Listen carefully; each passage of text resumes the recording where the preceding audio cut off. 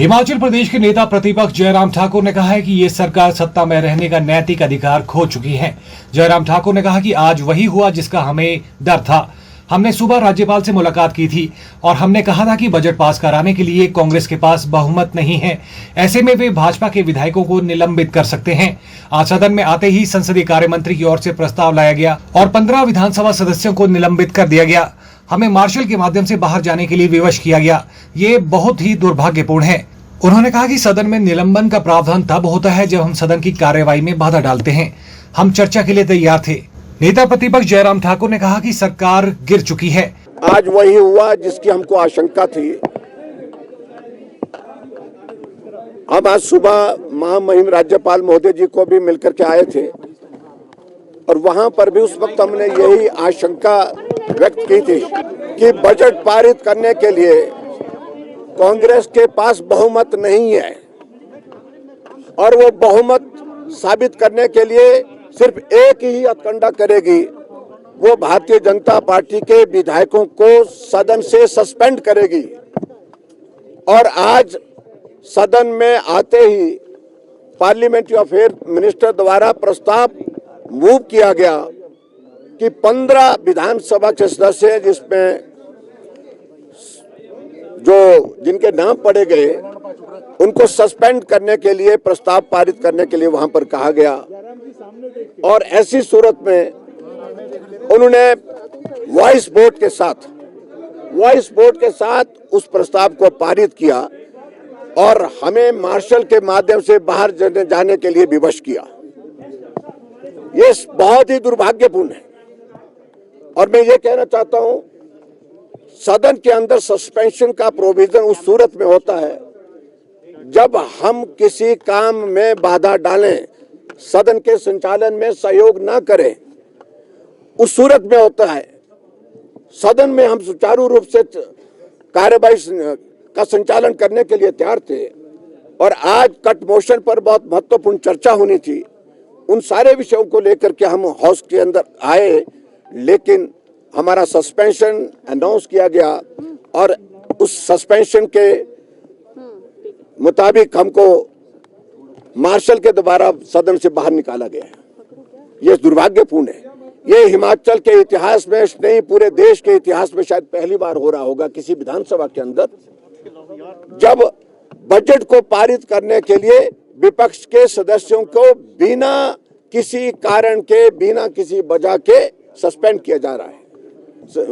और जहां तक अभी आज हम इस हालात को देख रहे हैं, क्योंकि हमारे जो सदस्य जो बाहर गए थे वो भी वापिस आए और वापिस आने के बाद उनको लगा कि वो भी बजट में हमारा समर्थन नहीं करेंगे। उस सूरत में उन लोगों ने तय किया कि सस्पेंशन ही एकमात्र रास्ता है। मैं यही कहना चाहता हूं, सस्पेंशन उस सूरत में होता है जो विधानसभा का हमारा मंडप है, विधान मंडप जो होता है, वेल ऑफ द हाउस है, उसमें अगर हमने कुछ व्यवधान डाला होता कल, तब समझ में आता है। लेकिन जब स्पीकर साहब को मिलने के लिए कल गए, उन्हें मार्शल वहां लगा दिया गेट के पास। हमने मार्शल को हमने कहा कि हमें मिलने दीजिए, कहा कि आदेश दिया है स्पीकर साहब कि आप नहीं मिल सकते। स्पीकर को मिलने के लिए अध्यक्ष जाएं या विधानसभा के सदस्य जाएं, विपक्ष के नेता जाएं और उनको रोकने के लिए मार्शल वहां पर खड़े कर दे। ये आप कल्पना कर सकते हैं कि किस तरह की परिस्थिति है। और इसलिए आज जो किया है ये बहुत ही दुर्भाग्यपूर्ण है।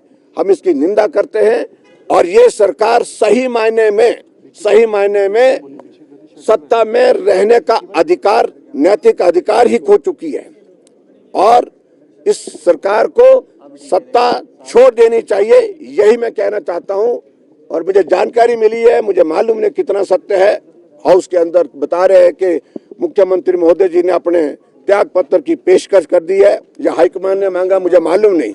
और उस सूरत में बजट पास करने की अगर बात आएगी तो ये तो एक ऐसा अनोखा उदाहरण पूरे देश भर में होगा कि मुख्यमंत्री ने त्याग पत्र दे दिया है और बजट जो है वहां सदन के अंदर पारित किया जा रहा है। चारों तरफ जो है लगभग 60-70 से भी ज्यादा, विधानसभा में 68 सदस्य हैं, लेकिन 100 के करीब वहां पर मार्शल भेजे गए वहाँ सदन के अंदर हवा आना बंद हो गई और उस कारण से हमारे माननीय सदस्य की रणधीर शर्मा की तबीयत खराब हो गई और उसके बाद उनको मेडिसिन देने के बाद वो स्टेबल है।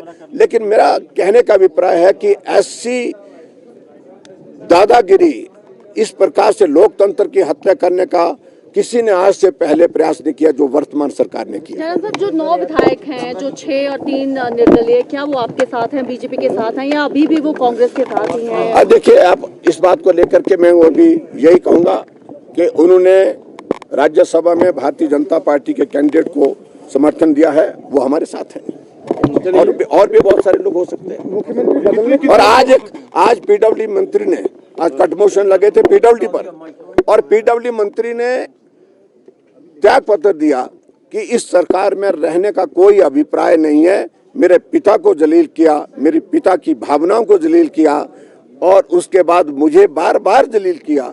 जब मंत्री ही इस प्रकार का आरोप सरकार पर लगाए तो आप इस बात को समझ सकते हैं। मैं इस बात को कुछ नहीं रुकेगा, ये सरकार जानी है, आज नहीं तो कल जानी। तो आगे देखेंगे, लेकिन ये सरकार नहीं होगी।